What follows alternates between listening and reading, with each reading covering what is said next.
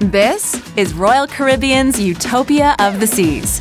Almost as long as the Empire State Building is tall, she boasts nearly 3,000 staterooms, over 40 ways to dine and drink, a theater, and ice skating rink. But how does a ship get here from here? How is a cruise ship built?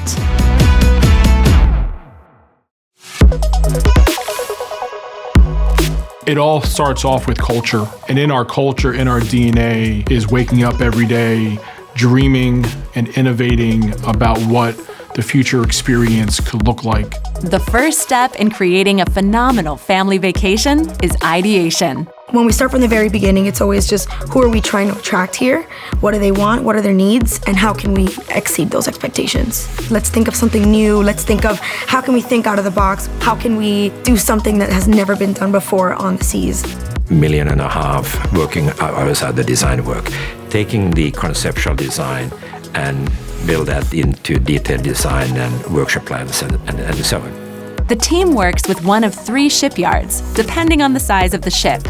As we have delivered the design, all the specifications, the shipyard and their turnkey partner are executing towards our design vision. The shipyard places material orders for the upcoming construction, while preparing the yard for the task. During the construction of a cruise ship, we start with the steel cutting ceremony. We cut the very first piece of steel. So it's a kind of a symbolic moment. And at this point, when we cut the steel, is the very beginnings of the construction. A ceremonial silhouette of the new ship is cut from the same steel that makes up the hull. The steel is transported and used to construct blocks. The ships are built via small components. Those components are joined together in what's known as blocks. The blocks are attached while the ship is in a dry dock. It's actually not over the water at all. The first one that we put in there is the keel for the keel laying ceremony. It symbolizes the starting point of assembling the ship in the dry dock, and it is a celebration for a big milestone. We're very excited to be here, honored to be here on this very important day as we lay the keel. Lucky coins are a hugely important part of the tradition, what we are doing. You put the coins under the keel. It symbolizes the enormous team effort. With keel in place, what happens next?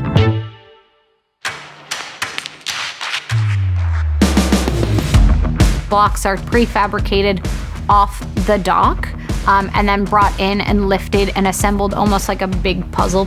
1 year to prepare this, build these blocks. The second year to weld them together and put the big components into that. The engines, the propellers. So all the technical, all the cables, all the trunks, all the AC ducting are in there. With all blocks connected, the exterior shell of the ship is complete. But what about the interior? The cabins get prefabricated close by to the shipyard, roughly 12 months for all the cabins. Fabrication is fully industrialized, and they are all built and get lifted onto the ship. While rooms are being built and installed, work is done on the public venues as well. The exterior shell is cleaned and painted, which prepares the ship for her next major milestone, float out. The float out is really, to me, the culmination of putting the ship together in pieces. The ship really looks like a ship, and it has a bow and it has a stern. They fill the dock with water, and so the ship actually lifts and floats for the very first time.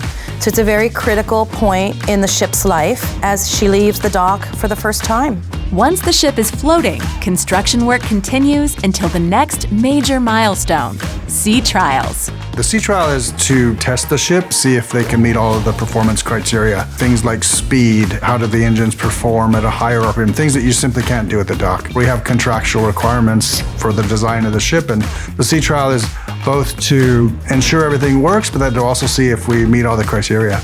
Back at the shipyard, venues start to come to life as construction nears completion. Next up, delivery. Delivery is a big special moment for us because we become really true owners of the vessel at that point. We get the keys, we sign the check. Very, very excited today to take delivery. It's an important milestone. It also represents the official handover to the Royal Caribbean Group. there's still work to go do. Work that we've wanted to change and iterate on over time, and we typically take that on pre-arrival as part of what we call owner's work, and so that owner's work will happen for just a couple of weeks. We need to get the artwork in. We need to get some of the signage elements into the ship. We also do sometimes some more complex changes. The construction work is done, the furniture is loaded, and all the technical commissioning has happened. So when you turn on a switch, the light comes on. All venues are cleaned, fully furnished, and stocked. The ship is finally ready for her first guests. It is a super exciting time. There's a huge amount of pride, there's a lot of excitement, there's a lot of anticipation. The part that gets me the most excited is being on board to watch the faces of the guests when they arrive. Just the most fulfilling part to watch their jaws drop. After an incredible construction process, the ship is ready to deliver the vacation of a lifetime.